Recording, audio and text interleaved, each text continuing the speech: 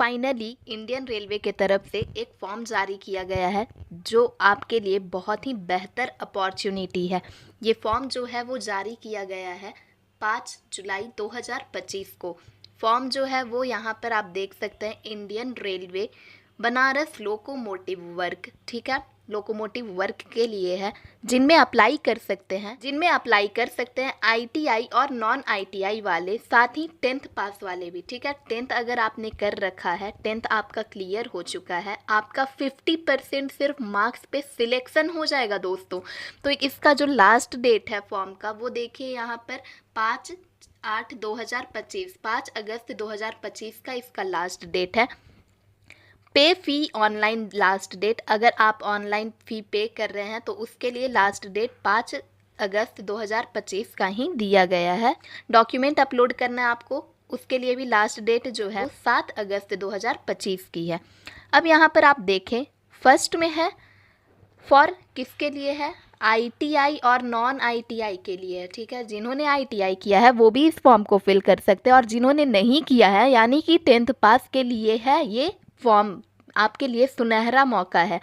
Seat देखिए, number of seat 374 है, जिसमें 100 सीट्स जो है वो आईटीआई के लिए है और 74 सीट्स नॉन आईटीआई के लिए है, ठीक है। नंबर ऑफ सीट्स यहाँ पर बताया गया है। ट्रेड आपका देखिए क्या क्या चीज़ में आपको मिल सकता है जॉब, तो यहाँ पर आपको फिटर है, कारपेंटर, पेंटर, मैकेनिस्ट है, मैकेनिस्ट के लिए, वेल्डर के लिए, इलेक्ट्रीशियन के लिए, ये सभी के लिए आपको जॉब मिलेगी। जहाँ पर आप देख सकते हैं फ़िटर की बात अगर हम करें तो यहाँ पर फ़िटर के लिए एससी में कितनी सीट्स है, एसटी में कितनी सीट्स है, ओबीसी, ईडब्ल्यूएस, यूआर, इन सभी के लिए, इन सभी में कितनी सीट्स है वो आप यहाँ पर से देख लीजिएगा।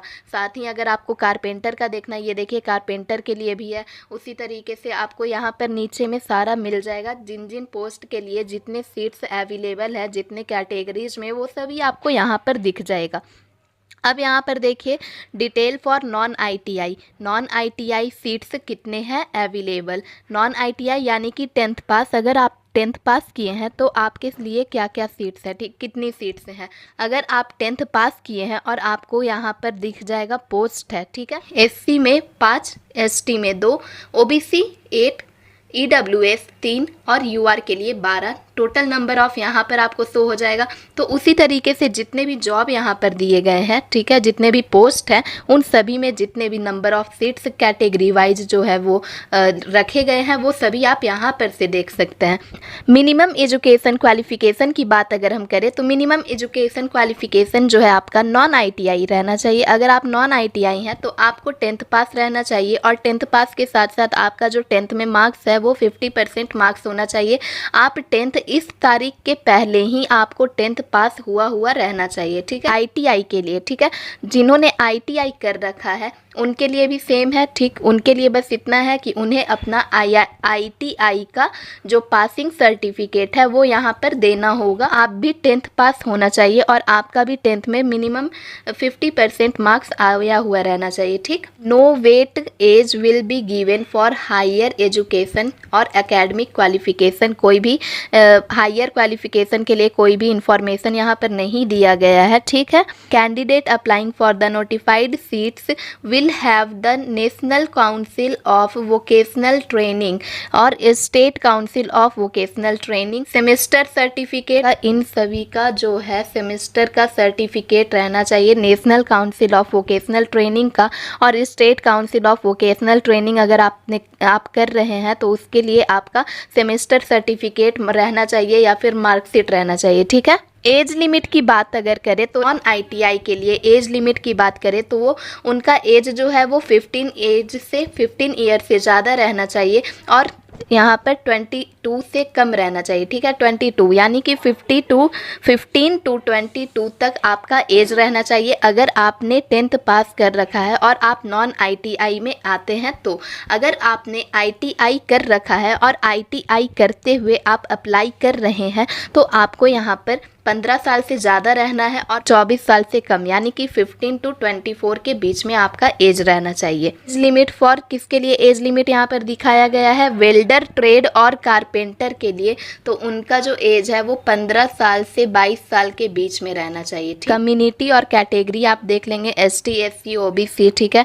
फिजिकल हैंडीकैप्ड, उन सभी के लिए क्या क्या रिलैक्सेशन है, कितने साल तक का रिलैक्सेशन आपको दिया गया है वो आप यहाँ पर से देख लेंगे, ठीक, जान लेंगे। तो एप्लीकेशन फ़ी आपका ₹100 है, कैन फ़ी आपका ₹100 है, ठीक है, जिसके लिए आपको ऑनलाइन पेमेंट करना होगा 5 अगस्त 2025। उसके बाद online payment can be made through debit card और क्रेडिट कार्ड से आप या फिर इंटरनेट बैंकिंग से आप अपना पेमेंट कर सकते हैं। अब यहाँ पर एक और है, no fee is required for ST, SC और PH and women candidate. Women's candidate हैं अगर और ST, SC वाले हैं तो उन्हें कोई भी फ़ी देनी नहीं है, ठीक है। Have not submitted the application fee, अगर आप इनमें से कोई भी नहीं है और आपने अपना एप्लीकेशन फ़ी को पे नहीं किया है तो आपका जो फॉर्म है वो रिजेक्ट कर दिया जाएगा। एप्लीकेशन का जो लास्ट डेट है वो आपको यहाँ पर दिख रहा है, जो है आपका 5/8/2025, 5 अगस्त 2025 ही आपका लास्ट डेट है, ठीक। Important information regarding application, important information क्या है वो आप यहाँ पर से पढ़ सकते हैं, स्क्रीनशॉट ले लीजिएगा और आप पढ़ लीजिएगा। दोस्तों आप इसमें ज़रूर अप्लाई कीजिए क्योंकि ये गोल्डन अपॉर्चुनिटी है, आपके लिए जॉब अपॉर्चुनिटी है, आपका सिलेक्शन हो सकता है। वीडियो पसंद आई हो तो प्लीज़ वीडियो को लाइक कीजिएगा और चैनल को सब्सक्राइब करके मुझे सपोर्ट कीजिएगा।